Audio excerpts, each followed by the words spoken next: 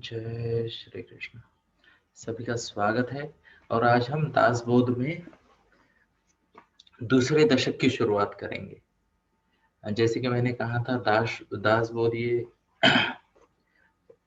20 दशक है और हर दशक में 10 समास है, तो ये तो टोटल 200 पार्ट्स की एक महान ग्रंथ है। और इस ग्रंथ में आज हम मूर्खों के लक्षण के बारे में जानेंगे। तो मैं आपको तो सबसे पहले मेरी परिचिति बताता हूँ। मैंने जब ये मूर्खों के लक्षण पढ़े तो मुझे बार बार ये एहसास हुआ कि ये मेरे लक्षण ही बताए जा रहे हैं। तो जब मैंने पहली बार पढ़ा तो इन 76 लक्षणों में से बहुत सारे लक्षण मुझ में थे। आज भी जब मैं इसे पढ़ता हूँ तो इनमें से कई सारे लक्षण मुझ में हैं। पर एक बात की मैं गवाही देना चाहता हूँ, आपको कंफर्मेशन देना चाहता हूँ कि मैं पहले से बेहतर इंसान हूँ। अब अगर आप में से किसी को ये मूर्खों के लक्षण को जानना है, समझना है और जल्दी से इन्हें दूर करना है, तो एक विनती है मेरी, और वो विनती यह है कि इन लक्षणों को बिना अपना ज्यादा दिमाग लगाए, बिना ज्यादा दिमाग को जोर दिए इनका स्वीकार करे, इन लक्षणों का। और अगर इनमें से कुछ लक्षण किसी भी व्यक्ति को अपने आप में नजर आए तो तुरंत उन पे काम किया जाए। यही एक बेहतरीन तरीका है इन लक्षणों को जानने का, इन लक्षणों को समझने का और इससे सीखने का। बाकी तो आप सब लोग परम ज्ञानी हो, महान हो, तो आपको ज्यादा ज्ञान मैं नहीं देता, मैं सीधा मुद्दे पे चला जाता हूँ। जय श्री कृष्णा। सभी का स्वागत है। और यहाँ पे मैं ओके, एक और बात बताना चाहूंगा आपको। ओके, तो थोड़ा सा मुझे, यस ठीक है, ये इतना काफी। ओके, तो इस दशक की शुरुआत होती है एक शब्द से। वो शब्द मैं आपके सामने प्रस्तुत करना चाहूंगा। वो शब्द है ओम नमोजी गजानना। ओम नमोजी गजानना। ओके, और ये सोचने वाली बात है कि ये शब्द यहाँ आता कैसे है। अब मैं आपको एक और शब्द के बारे में बताना चाहूंगा। ओके, और वो शब्द आता है ज्ञानेश्वरी से। ये ज्ञानेश्वरी भी मेरे पास है। ओके, और इसकी शुरुआत जब मैं देखता हूं तो वो कुछ ऐसी है। ओम नमोजी आद्या वेद प्रतिपाद्या जय जय स्व संवेद्या आत्मरूपा। ओम नमो जी। ओम नमो जी, ये एक कॉमन शुरुआत का शब्द है ज्ञानेश्वरी के भी शुरुआत में। ओके, और जैसे कि मैंने आपको बताया कि ये दूसरे समास का जो शुरुआत हो रही है, यहाँ पे भी वही शब्द आया है ओम नमो। ओम नमो जी। तो इस शब्द के सिग्निफिकेंस को समझना बहुत जरूरी है। ओके, क्योंकि यहाँ से अभी बाकी सब विवरण शुरू हो रहा है दासबोध में, है ना। यहाँ से बाकी सभी विवरण शुरू हो रहा है। और ओम नमो जी, तो मैं और एक रेफरेंस देना चाहूंगा, वो है भगवत गीता का। ओके, तो भगवत गीता में अध्याय 18 में ओम तत्सत, ओम तत्सत, ये शब्दों के महत्व के बारे में काफी बात की गई है। ओम तत्सत, तो वहां पे भी ओम आया, जिसे ऐसा माना जाता है कि अक्षरों का परम संयोग है ओम। अक्षरों का परम संयोग है ओम। और संस्कृत ये एकमात्र ऐसी भाषा है जिसमें ओम अलग से लिखा जाता है, जो कि जो वर्ण और अलंकार होते हैं उनके परे है। अगर आप ए टू जेड देखोगे इंग्लिश में, या इ, जो भी होता है, बचपन में पढ़ा था हमने, है ना, वो पूरा एंड तक देखोगे तो उसमें ओम कहीं नहीं नजर आता है ना। तो ओम ये विश्व की परम ध्वनि है। ओके, जिससे सब कुछ शुरू होता है और उसे माना जाता है अक्षरों का परम संयोग है ओम। ओके, तो ओम का चैंटिंग जो है वह अपने आप में गायत्री मंत्र जैसा ही श्रेष्ठ है। गायत्री मंत्र जो है ना, भगवत गीता में और एक उल्लेख है, जब भगवान ने अपनी विभूतियों के बारे में बताया तो उन्होंने बताया कि जिसे कहते हैं ना, छंदा नाम अहम गायत्री, तो छंदों में मैं गायत्री छंद हूँ, ऐसा भगवान ने स्वयं कहा है। तो गायत्री मंत्र एक जिसे कहते हैं ना श्रेष्ठतम मंत्र है। तो गायत्री मंत्र का जाप अगर आप करते हो तो ये आपके भले के लिए बहुत अच्छा है। ओके, बाकी कुछ उसमें लॉजिक नहीं लगाना है, स्वीकार भाव बहुत जरूरी है। गायत्री मंत्र, how many of you know Gayatri मंत्र? तो ऑलमोस्ट हम में से हर किसी को पता है, उसका जाप भी बहुत जरूरी है ना। ओम भूर्भुवः स्वः जो शुरू होता है, तो छंदा नाम अहम गायत्री, और ये अक्षरों का परम संयोग है ओम। ओम नमोजी गजानना, तो यहाँ पे ओम नमोजी गजानना आया है, यानी भगवान गणेश की स्तुति की है। वहां पे ओम नमोजी आद्या शब्द है ज्ञानेश्वरी में। आद्या यानी आद्य दैवत, यानी वो भी गजानन भगवान की यानी गणेश जी की स्तुति है। ये बात को समझते हैं। पर यहाँ मैं आपको फिर से एक बार बताना चाहूंगा महत्व ओम शब्द का। ओम शब्द जो है ये यूनिवर्सल हीलर है। यूनिवर्सल हीलर, ओम शब्द के चैंटिंग से, ओम शब्द के प्रयोग से और ओम शब्द को अपने जीवन में लाने से, ओम शब्द का मेडिटेशन करने से हमारे जीवन में बहुत सारे काम सुकर हो जाते हैं। ओम एक ऐसी परम ध्वनि है, ओम शब्द या ओम शब्द का उच्चार, यह एक ऐसी परम ध्वनि है जिसकी वजह से हमारी बाकी जो वाइब्रेशंस है ना, how many of you understand, हमारी बॉडी में अलग अलग वाइब्रेशन होते हैं, है ना। शरीर में वाइब्रेशन, मन में वाइब्रेशन, सोच में वाइब्रेशन, है ना। और इन सभी को ठीक करने का काम जो है ना, या फिर संतुलित रखने का काम करने की जो ताकत है वो ओम इस शब्द में है, ओम इस मंत्र में है। तो ऐसा भी कहा जाता है, गुरुजी की वाणी है कि ओम, ओम जो है वो अपने आप में एक शब्द है, अक्षरों का परम संयोग भी ओम है, और ओम शब्द ये सबसे छोटा मंत्र है। बाकी जब भी आप किसी मंत्र की बात करोगे, जाप की बात करोगे, श्लोकों की बात करोगे, तो शब्दों का संयोग से बनते हैं वो, है ना। पर ओम अपने आप में एक श्लोक है, अपने आप में एक मंत्र है, अपने आप में एक शक्ति है। तो मेरी आप सबसे विनती है आज इस सेशन की शुरुआत में ही कि कृपया ओम को अपने जीवन का पार्ट बनाएं। आप तनाव में हो, शांत बैठे कहीं पे भी, लंबी गहरी सांस ले, कम से कम 8 सेकंड का ओम हो, उससे आगे जितना भी आप कर सकते हो आपकी मर्जी, आप रिलैक्स हो जाओगे। कम से कम 8 सेकंड तो होना चाहिए। ओके, जैसे हम कहते हैं ना ओ,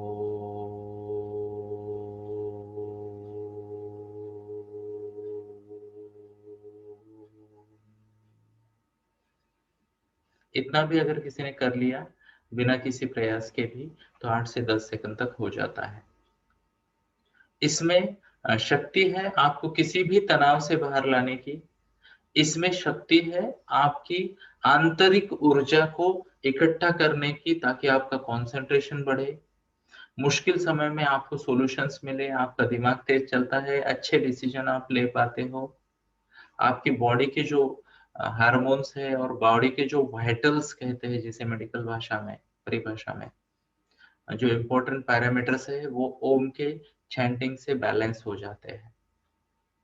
ओके, तो कृपया ओम शब्द के महत्व को समझे, ओम मंत्र को समझे, और ओम चैंटिंग या ओम का मेडिटेशन, इसका प्रयोग कंटिन्यूअसली करें। अब जैसे आज तो ओम चैंटिंग लगाया था मैंने डिलिबरेटली, ओके, पर दूसरा वाला भी जो मैं यूज करता हूँ, ओम नमो जी ओम नमो भगवते वासुदेवाय, ओके, वह मेरे बैकग्राउंड में ऑलमोस्ट 24 आवर्स चलता है। जब मैं कुछ नहीं करता तब वो मेरे बैकग्राउंड में चलता है, और मैंने स्वयं यह महसूस किया है कि उससे मेरे जीवन में एक ठहराव सा आता है, मैं काफी शांत रह पाता हूँ। ये मेरी प्रवृत्ति नहीं है, मैं निसर्गतः ऐसा नहीं हूँ।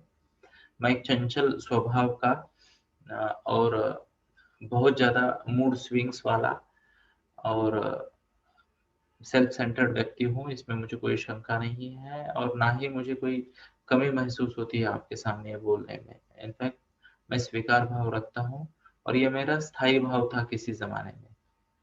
और ये ओम मंत्र की ताकत है कि मैं मेरे स्थायी भाव से परे जा सका, है ना? तो पहले तो हमारा डायलॉग क्या था कि मैं तो ऐसा ही हूँ, है ना? और अभी अगर बात की जाए तो मुझे वो पहले को ढूँढना पड़ता है, किधर गया वो, है ना? तो ओम की महती है, कृपया इस बात को ध्यान दें। थैंक यू, आपने ध्यान से सुना। तो आगे बढ़ते हैं, अब मुद्दे की तरफ आते हैं ना। How many of you are super excited to know what are the characteristics of a stupid person, है ना? मूर्खों के लक्षण। अब मेरी बात है, ध्यान से सुनना। अगर मुझ में कुछ लक्षण मुझे नजर आए तो आपको भी आप कुछ लक्षण अपने आप में नजर आएंगे। विनती है, मैंने गलती की थी, आप ना करना। इवन चाणक्य नीति में भी कुछ लक्षण थे जो मैंने 1990s में पढ़े थे और मैंने इग्नोर किए थे, तो मैंने लेट सीखा जीवन में मेरे। आप ये गलती न करना। अगर ये स्वामी जी की वाणी है, चाणक्य जी बहुत महान है। भगवत गीता और भगवान के बारे में बोलने की तो हमारी पात्रता नहीं है। समर्थ रामदास स्वामी आज से 400-500 साल पहले ये सब लिख के गए हैं, है ना? तो बिना ज्यादा सोचे इन बातों को स्वीकार करते हैं और अगर इन्होंने कहा है इस प्रकार की व्यक्ति मूर्ख है तो उसे मानते हैं और हम उस प्रकार की व्यक्ति ना बने इसका प्रयास करते हैं, है ना? तो मेरी विनती है स्पेशली स्टूडेंट्स को और जीवन के स्टूडेंट्स को, तो कोई बड़ा है तो खुद को एक्सक्लूड ना करे, है ना? अगर आप बड़े हो, अगर आप छोटे हो, तो भी जीवन में तो एक विद्यार्थी हो, तो बने रहे विद्यार्थी और मूर्खों के लक्षण की शुरुआत कर दी। अब यहाँ ज्यादा समझाने वाली बात नहीं, मैं केवल पढ़ूंगा, आपने हाथ दिखाना है, समझ में आ गया? इतना सिंपल है। तो मैं ये क्यों पढ़ रहा हूँ फिर, ये आपके सामने क्यों लेके आ रहा हूँ? क्योंकि जब तक ऐसा कोई प्रयोजन नहीं होता हम उसकी स्टडी नहीं करते ना। अदरवाइज क्या है, दासबोध तो 200 रुपए में आपको कहीं पे भी मिल जाएगा। मुझे नहीं पता इसकी प्राइस क्या है, बट 200-250 से ज्यादा नहीं होती ये ग्रंथ, 200 ही है। देखो 600 पन्ने तो प्रिंट करना भी उनको परवड़ता नहीं 200 रुपए में, है ना? फिर भी लोग देते हैं ताकि समाज में ये ज्ञान पहुंचे। पर चलो स्वीकार करते हैं और आगे बढ़ते हैं। तो सबसे पहले तो मूर्ख दो प्रकार के होते हैं। ओके, एक मूर्ख है और दूसरा पढ़त मूर्ख है। ओके, यानी एक मूर्ख है, अज्ञानी है, क्योंकि उसने कभी कुछ पढ़ा ही नहीं, सीखा ही नहीं, तो उसके पास ज्ञान का अभाव है। ऐसे मूर्ख देखे होंगे आपने, है ना? ओके, दूसरे पढ़त मूर्ख है, यानी उन्होंने पढ़ाई लिखाई तो कर ली, सब जाना समझा, उनको आता सब है, समझता सब है, फिर भी वह मूर्ख है। अब ये क्या हो सकता है? जिसे नहीं पता वो छोटा मूर्ख है, ऐसा भी कहा जाता है, पता है ना? जिसे नहीं पता वो छोटा मूर्ख है और जिसे पता है फिर भी वह गलतियां करता है तो वो बड़ा मूर्ख है और ये पढ़त मूर्ख है। अब ध्यान से सुनिए, समाज में ज्यादातर लोग अभी अभी के समाज में ज्यादातर लोग पढ़त मूर्ख है, पढ़े लिखे मूर्ख है, यानी उनको लगता है मुझे सब कुछ आता है और उन्हें कुछ नहीं आता। ओके, तो all the best, roller coaster ride शुरू हो जाएगी। तो यहाँ पे मूर्खों की काफी कुछ बातें बताई गई है और वो सुज्ञ जिसे कहते हैं, यानी ज्ञानी श्रोताओं ने अच्छे से सुन लेनी चाहिए। ओके, तो शुरुआत करते हैं।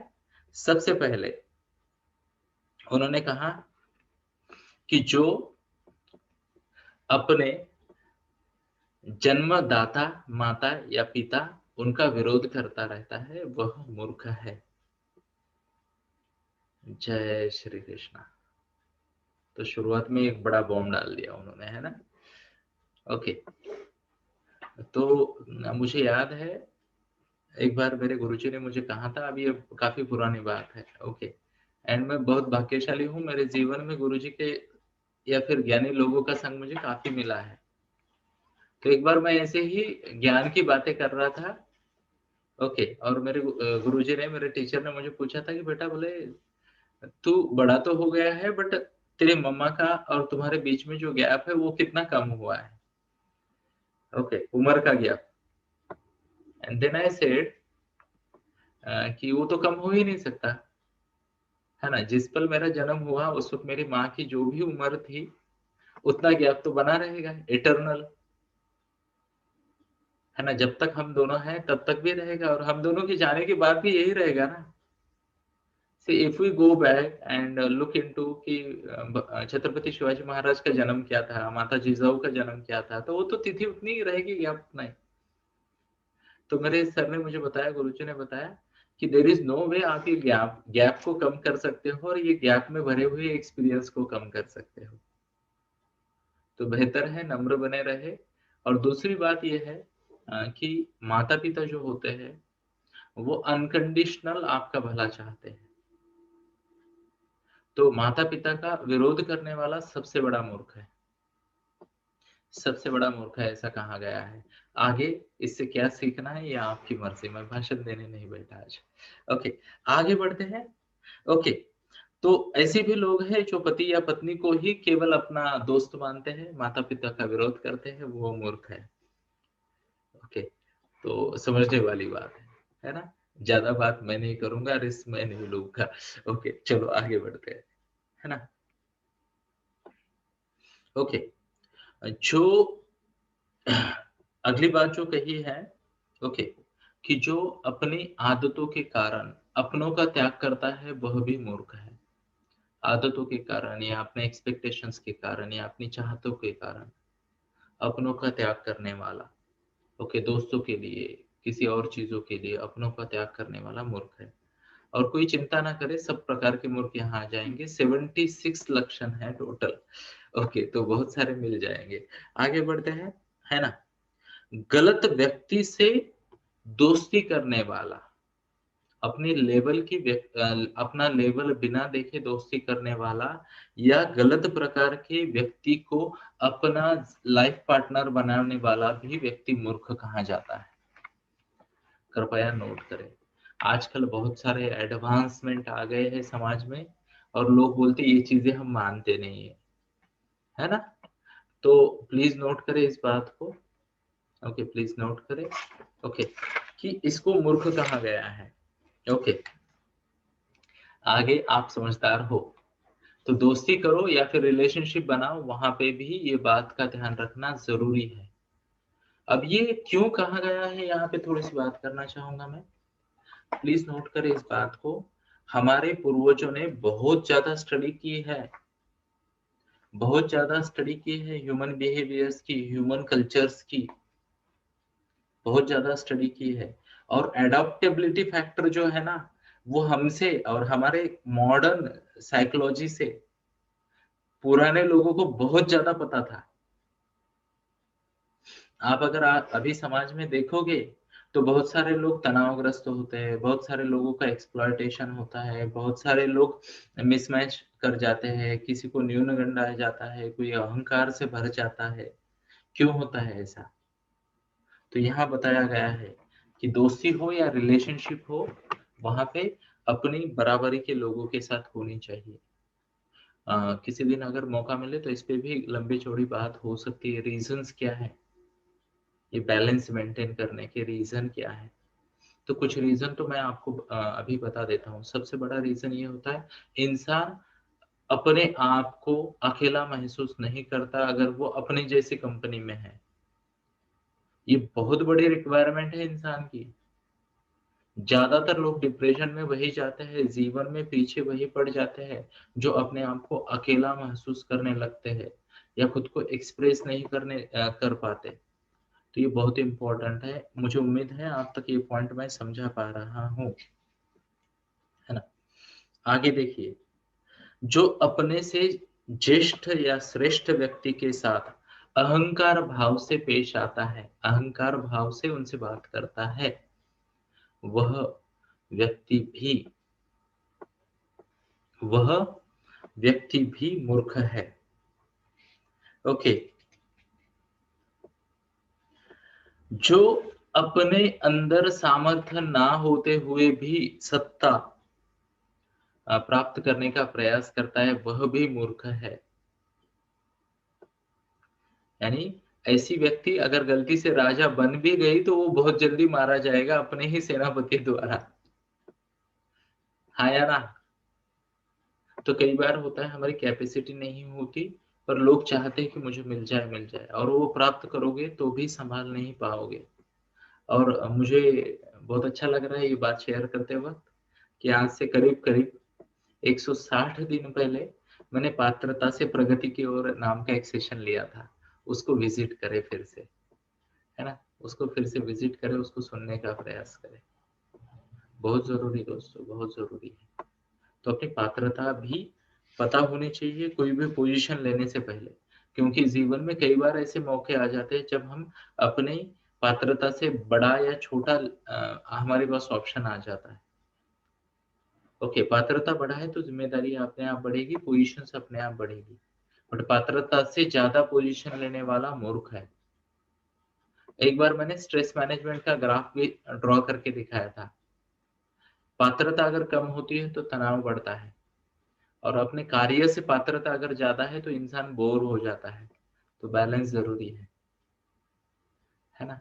बैलेंस जरूरी है। खुद को एंगेज रखना है, पॉजिटिवली एंगेज रखना है। आगे देखते हैं। जो खुद की स्तुति करता है और अपने पूर्वजों के बखान गाता है और उनकी भी कीर्ति बताता है, वह भी मूर्ख है। अब ये मूर्ख कैसे हो गया? कई सारे लोग होते हैं ना, वो खुद को ऐसे ऐसे करके बताते हैं, हम ये है, हम वो है। कुछ लोगों को जाति का अभिमान, कुछ लोगों को कुल का अभिमान, है ना? तो कुछ पांडित्य का अभिमान देखने वाले, कुछ लोग मान लो एंसेस्ट्रियल चीजों को अभिमान से बताने वाले, खुद खुद को बड़ा बताने वाले, इनके बारे में भी बताया गया है कि यह मूर्खों के लक्षण है। जो खुद की या अपने परिवार की या अपने जिसे कहते हैं ना कुल की कीर्ति खुद ही गाता रहता है, वह मूर्ख है। अब ये मूर्खता क्यों बताई गई है पता है? क्योंकि अगर कोई चीज अच्छी है तो लोग अपने आप उसे अच्छी मानेंगे, और उसके बारे में उसको अपना जो भी ड्यू रिस्पेक्ट है वो आपको मिलेगा। बोलना पड़े और मांग कर प्राप्त करना पड़े, ऐसा सम्मान सम्मान नहीं होता, है ना? तो कई सारे लोग खुद का बखान गाते रहते हैं, ये मूर्ख के लक्षण है। अगर आप में कुछ क्वालिटीज है तो लोगों को दिख जाएंगी, लोग उसे अप्रिशिएट करेंगे, स्पेशली ये ऐसी वाली, है ना? क्योंकि इतिहास साक्षी है, कुछ एक्सेप्शन छोड़ के 3 पीढ़ी से ज्यादा कर्तृत्व और श्रेष्ठता बहुत कम बार आगे गई है। 3 पीढ़ी से ज्यादा ना के बराबर लोग 3 पीढ़ी से ज्यादा अपनी कोई भी चीज को पास कर पाए, ना के बराबर। थोड़ी सी बात मैं आपके सामने रखना चाहूंगा। भगवान श्री राम जी का नाम लेते हैं तो हमें पता है भगवान श्री राम जी है, उनके बाद कौन आए? लव और कुश आए, है ना? अब उनके बाद कौन आए, कुछ पता है किसी को? हेलो, मैं भगवान श्री राम की बात कर रहा हूँ। चलो थोड़ा आगे जाते हैं, है ना? थोड़ा सा आगे यानी बहुत आगे आते हैं। चलो, तो आपको पता है कि मान लो अ, महाभारत में जाते हैं, है ना? तो आपको तो पता है युधिष्ठिर परम पराक्रमी राजा थे। ओके, उनके बाद का राजा कौन था पता है आपको? भरत वंश का युधिष्ठिर के बाद वाला राजा। युधिष्ठिर का कौन सा बेटा था जो राजा बना?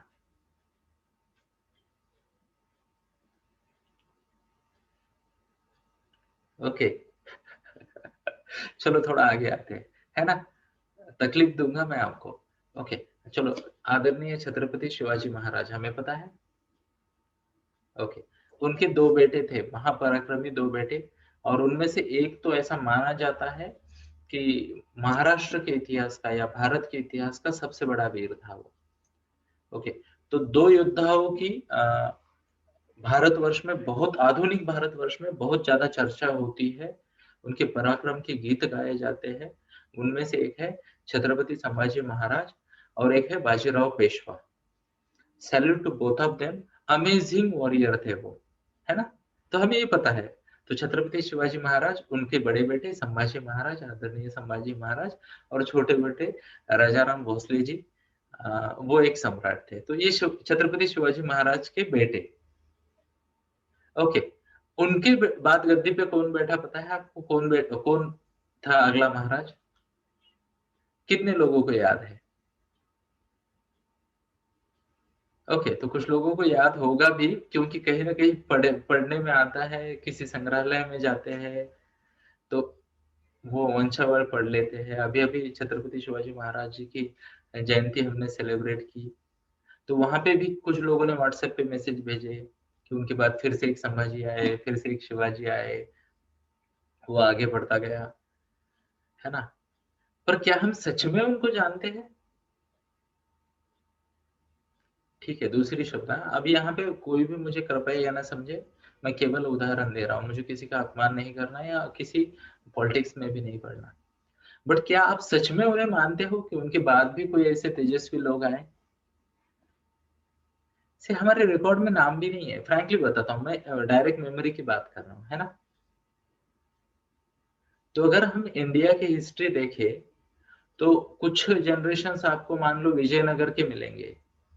ओके, विजयनगर के, तो वहाँ विजय देवराय थे, राम देवराय थे, ऐसे कृष्ण देवराय थे। तो ये 2-3 नाम हमें वहां पता है। ओके, चालुक्य घराने के कुछ नाम हमें पता है, चोल घराने के हमें कुछ नाम पता है। अब कुछ नाम है तो उनके भी आपको 3 नाम नहीं पता। आप में से आधे लोगों को तो ये चालुक्य चोल कहाँ थे वो भी शायद ना पता हो, पर गर्दन हिला रहे हो तो मैं आपको धन्यवाद देता हूँ। थैंक यू, है ना। तो इंडिया में, और वो भी डेलिबरेटली किया गया, उसकी वजह से, ध्यान से सुनना, केवल मुगलों के 4-5 जनरेशन हमें पता है। तो हमें पता है कि हुमायूं थे, बाबर थे, उसके बाद शाहजहां आए, फिर अकबर आए और फिर औरंगजेब आए। तो ये 5 तो हमें रट्टे मार मार के पढ़ाए गए थे। क्यों पढ़ाए, किसने पढ़ाया नहीं पता, उसके पीछे रीजन नहीं पता, मुझे उसमें पढ़ना भी नहीं। बट ये पता है, आपने सुने हैं ये, है ना, आपने ये सुने हैं। बट वो भी औरंगजेब के बाद कौन था पता है आपको? जैसे कहते हैं ना, अंग्रेजों से पहले भारतवर्ष पे भारतवर्ष का सबसे बड़ा बादशाह कौन था? तो वो औरंगजेब था। तो दिल्ली या फिर अफगान की बाउंड्री से लेके साउथ में, जैसे मान लो महाराष्ट्र में तो मराठों का राज था, नीचे कर्नाटका में आदिल शाही थी, या हैदराबाद में निजाम शाही थी, नगर में एक राज था, अहमदनगर में। ये सब मानते हुए भी, अहमदनगर तो उस वक्त मराठों के कब्जे में था। ओके, छत्रपति शिवाजी महाराज जी के या संभाजी महाराज जी के कब्जे में था।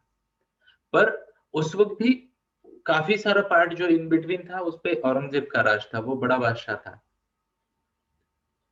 पर उसके बाद कौन आया, क्या आपको पता है? तो कृपया इस बात को नोट करें, घराने की कीर्ति हमने प्रभु राम जी से शुरुआत की है। अब कुछ ज्ञानी लोग होंगे वो पूरा बता देंगे आज तक कि वो कैसे आगे आया है। ओके, तो उनको मैं सम्मान करता हूँ। बट आम आदमी की परिभाषा में 3 पीढ़ी से ज्यादा कोई चीज आगे ट्रांसफर नहीं होती। 3 पीढ़ी से ज्यादा, है ना। इवन ये अजब संयोग है, अगर आप देखो तो आदरणीय पंडित जवाहरलाल नेहरू जी पंत प्रधान बने, उनके बाद उनकी बेटी पंत प्रधान बनी, आदरणीय इंदिरा गांधी, उनके बाद उनके बेटे प्रधानमंत्री बने, क्या नाम है, राजीव जी गांधी। 3 हो गए, और चौथा गांधी जी का नंबर नहीं आया वहां पे।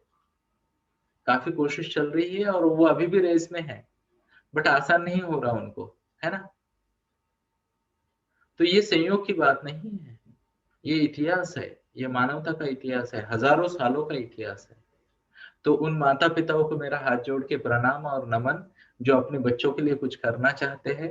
ओके, ज्यादा मेहनत ना करे, आप चाहे जो भी कर ले, वो अपने आप गायब हो जाता है 2 या 3 पीढ़ी बाद, है ना। तो जैनिज्म में एक बहुत अच्छी कहावत है, मुझे बहुत अच्छा लगता है, पुत्र सुपुत्र तो क्यों करे संचय, है ना। या फिर पुत्र सुपुत्र तो का करे संचय, पुत्र कुपुत्र तो क्यों करे संचय, है ना। तो जरूरत ही नहीं है। Okay, at the same time आप अगर कोई बिजनेस बिल्ड करते हो तो डेफिनेटली आपके नेक्स्ट जनरेशन को उसका फायदा होता है, तो इसके फायदे नहीं है ऐसी बात नहीं। पर मूर्ख वह है जो अपनी खुद की या अपने घराने की कीर्ति को बार बार सुनाता रहता है, जरूरत नहीं है। और घराने की कीर्ति शॉर्ट लिव्ड है, कृपया नोट करें। अब कुछ लोग घोषणा देते रहेंगे ऐसे वैसे वैसे वैसे वैसे, है ना, वो अपने मन के समाधान के लिए। पर स्वामी जी तो क्या कहते हैं, ऐसे लोगों को क्या मानना चाहिए? तो ये मूर्ख के लक्षण है। बढ़िया, आगे बढ़ते हैं और एक आध दो पॉइंट देखेंगे और हम कोशिश करेंगे 41 मिनट रोज बात करने की, उससे ज्यादा नहीं। ओके, 40-45 फिर रुक जाएंगे हम। आगे देखते हैं। एक बहुत बड़ा मूर्ख का लक्षण है और क्षमा मांगते हुए मैं आज की पीढ़ी को बताना चाहूंगा, आज की पीढ़ी में ये लक्षण ज्यादा नजर आते हैं। तो अगर आपको लगता है आप में ये लक्षण आ रहे हैं तो कृपया इस पे काम करें और खुद में सुधार करें, और लक्षण नहीं है तो छोड़ दे, और लक्षण है फिर भी आपको नहीं मन को भाता तो मुझे माफ करें और लक्षण को सुने, है ना। तो ये अगला लक्षण जो है, ये लक्षण है कि वो लोग जो बिना वजह हंसते रहते हैं, बिना वजह हंसते रहते हैं, और विवेक जब सिखाने का कोई प्रयास करता है तो उसे ग्रहण नहीं करते और कई सारे लोगों से पंगा लेते रहते हैं, वह भी मूर्ख है। जय श्री कृष्ण। क्या आप रिलेट कर पा रहे हो मैंने जो कहा या फिर मैंने जो पढ़ा, है ना? किसी पे व्यंग करना या हंसते रहना विदाउट रीजंस, या फिर कोई अगर आपको विवेक की बात बता रहा है, ज्ञान की बात का बता रहा है, और उसे अगर हम ग्रहण नहीं करते हैं, स्वीकार नहीं करते हैं, कोई भी व्यक्ति हो तो वो भी मूर्ख है ना। और जो कई सारे लोगों से पंगा लेता रहता है वो भी मूर्ख है। और मैं आप सबको एक रिक्वेस्ट करना चाहूंगा दोस्तों प्लीज, और यहाँ पे शायद हम आज रुक जाए। ओके, ये जो बातें है ना, ओके, मैं स्पेशली यहाँ पे जो भी बच्चे हैं, ग्रोइंग एज के बच्चे हैं, उनको सबको मैं एक रिक्वेस्ट करना चाहूंगा, प्लीज नोट करें। और आप केवल मुझे ही नहीं, आप आपके घर के सीनियर्स को भी पूछे। ये बात ना बहुत लेट समझ में आती है इंसान को, कि कोई अगर नॉलेजेबल व्यक्ति है, एक्सपीरियंस व्यक्ति है, तो उसको शांति से बैठ के सुनना चाहिए, उसकी उनके अनुभवों से हमें सयाना बनना चाहिए। ये बात मुझे तो बहुत लेट समझ में आई। आप आपके आजू बाजू में कोई बैठा है तो उनको पूछो कि उनको कब समझ में आई, है ना। और मुझे उम्मीद है कि वो भी मुझसे एग्री करेंगे कि काफी देर बाद समझ में आती है ये बात कि ज्ञानियों को फॉलो करना चाहिए, है ना। और एक बात, स्पेशली जब एज कम होता है तो आप में एक अनोखा जोश होता है, आप कुछ भी कर सकते हो और इसमें मुझे भी कोई संदेह नहीं है।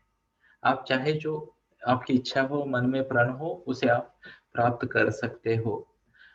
पर कई बार इसकी वजह से ना पंगे लेने की टेंडेंसी आ जाती है, पंगा, है ना, पंगे लेने की टेंडेंसी आ जाती है। तो मेरी आप सबसे विनती है, कृपया इसके बारे में भी सजग रहे। और एक बात है, जब मैं मेरे जीवन में पीछे देखता हूँ, मैंने क्या हासिल किया, क्या चीजें मैंने की, क्या चीजें मैंने नहीं की, तो ये शब्द को प्लीज ध्यान से सुने, समझने का प्रयास करें। सेल्फ क्रिएटेड डिस्ट्रैक्शंस, क्या कहा मैंने? Self created distractions. ओके, खुद ही कुछ डिस्ट्रैक्शंस का निर्माण कर लिया मैंने खुद, है ना। और वो डिस्ट्रैक्शन होता है पंगे लेने की वजह से। ओके, तो हम किस किस से पंगा लेते हैं आपको पता है? कुछ अंदाज है? कोई मुझे सजेशंस देना चाहेगा? आपको क्या लगता है आप किस से पंगे लेते हो? दो चार शब्द टाइप करें जरा। ओके, तो इन शब्दों से हमें बहुत कुछ सीखने वाला है जो अभी टाइप हो रहे हैं ना।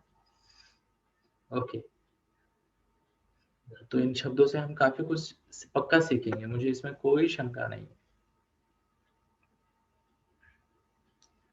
तो हियर वी गो, कुछ लोग टाइप कर रहे हैं, है ना। तो यहाँ पे किसी ने ओवरटेक कर लिया तो पंगा ले लिया। क्या बात है, थैंक यू, मैं अप्रिशिएट करता हूँ, आपने ये मैसेज कर लिया, है ना। अब ओवरटेक कर लिया और पंगा ले लिया। अब हमारा जीवन तो किसी के साथ कोई रेस नहीं है कि दोनों को ही बोले। कैसा होता, आपको ना एक व्हीकल दिया जाता है, जस्ट इमेजिन करो आपको एक व्हीकल दिया गया कि जिधर भी जाओगे ये आपके साथ चलने वाला है और आपको इससे आगे जाना है। इंसान बोर होके छोड़ देगा उस रेस को, है ना। बट क्या होता है, जब ये बहुत अच्छा स्टेटमेंट आया है, ओवरटेक करते वक्त हम पंगा लेते हैं ना, तो ये स्टेटमेंट क्या कहता है कि हम हमारे मन की शांति को गंवा देते हैं, मन की शांति को गंवा देते हैं, हमारे फोकस को गंवा देते हैं। जरूरी है समझना इस बात को, है ना। किसी ने कहा सिस्टर के साथ पंगा लेता हूँ। ओके, अब सिस्टर के साथ पंगा लेते हैं तो इससे क्या होगा, फिर से एक बार, है ना। शुरुआत में हमने आज भी कुछ बातें कही कि रिलेटिव्स के बारे में, अपनों के बारे में, इससे हम विचलित हो जाते हैं। प्लीज नोट करें इस बात को। ये सब चीजें जो है ना, यहाँ आपने जीत भी लिया तो भी आप डिस्ट्रैक्ट हो गए, हार गए तो भी डिस्ट्रैक्ट हो गए। ओके, तो इससे दूर रहना ही अच्छा है ना। इससे दूर रहना ही अच्छा है। पता चला किसी को ओवरटेक करने पीछे लग गए, रेस लगा दी, ओवरटेक कर लिया और बाद में सेलिब्रेशन करने के लिए साइड में आ गए और पता चला कि गलत दिशा में 40 किलोमीटर पहुंच गए, तो फायदा क्या है ना, है ना। तो कृपया पंगों से बचे। ओके, सिस्टम है, रिलेटिव्स है, पॉलिटिशियंस है, वो भी बात सही है, उनसे भी हमारी डिबेट हो जाती है। तो मोस्ट ऑफ द टाइम्स ना, मैं आपको रिक्वेस्ट करता हूँ, हम यहाँ पे रोज प्रैक्टिस करते हैं गोल सेटिंग की। मोस्ट ऑफ द टाइम्स बार बार खुद के मन को ऐसे ना खींच के लाना है अपने गोल के प्रति, और खुद को ये बताना है कि मुझे ये छोड़ के और कुछ नहीं करना। जैसे शायद मैंने आपको एटलीस्ट 2 बार बोला है इस मंच पे कि मुझे टीनेजर्स के साथ काम करना है, उनको लाइफ कोचिंग करनी है, और मैं आने वाले समय में 13 अप्रैल से बाकी सभी विषय बंद कर रहा हूँ मेरे जीवन में, सब। और मेरे पास भगवान की दया से और मेरे गुरुजनों के प्रभाव के कारण मेरे पास काफी सारी विद्याएं हैं, कई सारी चीजों का मैं मास्टर हूँ। तो वो बहुत सारे लोग मेरे पास आते हैं सीखने के लिए, तो वो सभी कोर्सेस मैं रिकॉर्ड करके रख रहा हूँ अभी। तो अगर कोई बहुत ज्यादा पीछे लग जाता है कि सर आपसे सीखना ही है, तो उनको मैं रिकॉर्डिंग दे दूंगा। जो जो विद्याएं मुझे आती है उनको मैंने रिकॉर्ड कर लिया। वैसे मुझे ये भी पता है कि वो मुझे आती है, मतलब मैं दुनिया का आखिरी इंसान नहीं कि मेरे बाद लुप्त तो हो जाएगी। बहुत लोग ग्रेट ग्रेट लोग हैं जो सिखाते हैं, और मैं भी उन्हीं से सीखा हूँ, ऐसे कुछ लोगों से, है ना। फिर भी मैंने ये चॉइस किया है और मैं बाकी सब चीजें बंद कर रहा हूँ। इवन शायद मैंने आपको ये भी बताया कि ये 13 तारीख से ही मेरा एक्सपेरिमेंट शुरू होगा, मोबाइल वगैरह का, सबको नमस्ते करने का। तो उसके बाद ये बात होगी कि कोई मैसेजेस नहीं आएंगे ग्रुप में, कुछ नहीं होगा। अगर मुझे 5 क्लब में आना है तो मैं डायरेक्टली 5 बजे आ जाऊंगा, आपसे संवाद साधूंगा। तो उसके लिए मुझे व्हाट्सएप ग्रुप में मैसेज करने की वगैरह कोई जरूरत नहीं होगी, वो बंद कर देंगे हम। बराबर है। तो आपके पास लिंक है, हमारे पास लिंक है, क्लिक करते हैं, आते हैं, है ना, और मिलते हैं, सिंपल है। तो जो भी डिस्ट्रैक्शन है उसको एलिमिनेट करने का आर्ट सीखना पड़ेगा, है ना। ओके, तो यहाँ पे और भी कुछ लिखा है कि if we see some injustice कहो या फिर थिंग्स हैपनिंग, गलत चीजें यानी, और गलत भी तो क्या है, परिभाषा है, अपनी अपनी परिभाषा है, और मैं स्वीकार करता हूँ आपकी फीलिंग्स का कि ये लिखा गया है यहाँ पे, और definitely it is valuable thing, and आपने लिखा तो आपके लिए ज्यादा मैटर करता है ना। फिर भी हमें प्रयास पूर्वक, एफर्ट लेकर, प्रयास पूर्वक इन चीजों से दूर रहना पड़ेगा, है ना। और केवल केवल केवल जिसे कहते हैं ना, तो पंगे के बारे में मैंने एक एग्जांपल सुना था, मैं आपको सुनाता हूँ। कल्पना करवाई गई थी मुझसे, हार्डली कुछ सेकंड्स की बात है, आप भी करवा सकते हो। जस्ट इमेजिन कि सूरज के साथ किसी ने पंगा ले लिया और वो रुक गया 2-3 मिनट वो पंगे को निपटाने के लिए, तो क्या होगा, है ना। तो ऐसी एक विचित्र सी कल्पना मुझसे करवाई गई थी, और मुझे रियलाइज हुआ कि जो बड़ी बड़ी ताकतें होती है वो अपने रूटीन से, अपने ध्येय से क्षण भर के लिए भी विचलित नहीं होती। ओके, अब ये एग्जाम्पल के लिए बहुत अच्छा है, बट मेरी पात्रता नहीं है। शायद आप में से कई सारे लोगों को भी मेहनत करनी पड़ेगी ये पात्रता लाने में कि विचलित ही नहीं होना है। पर अवेयर अगर हम हैं, तो ये जो चीजें हैं जो हमें विचलित कर देती है, उनको जल्दी से छोड़कर अपने काम की तरफ या अपने गोल की तरफ जाना आसान हो जाता है ना? और दैट इज वाई सजग बने रहे, अपने गोल्स को बार बार देखे, उनको समझे, उनके प्रति अवेयर रहे और उनको उन पे काम करते रहे। मैं फिर से एक बार आपको बताना चाहूंगा, मन चाहे जिधर जाए, चाहे जो चीजें हुए, हमें फोकस को पकड़ के लाना है और अपने गोल के प्रति कमिटमेंट रखनी है, मेंटेन करनी है, एंड दैट इज हाउ हम आगे बढ़ पाएंगे। ठीक है, तो इसी के साथ ही आप सभी को मनपूर्वक धन्यवाद। आते रहिए, मिलते रहिए और कहते रहिए जय श्री कृष्ण। Thank you.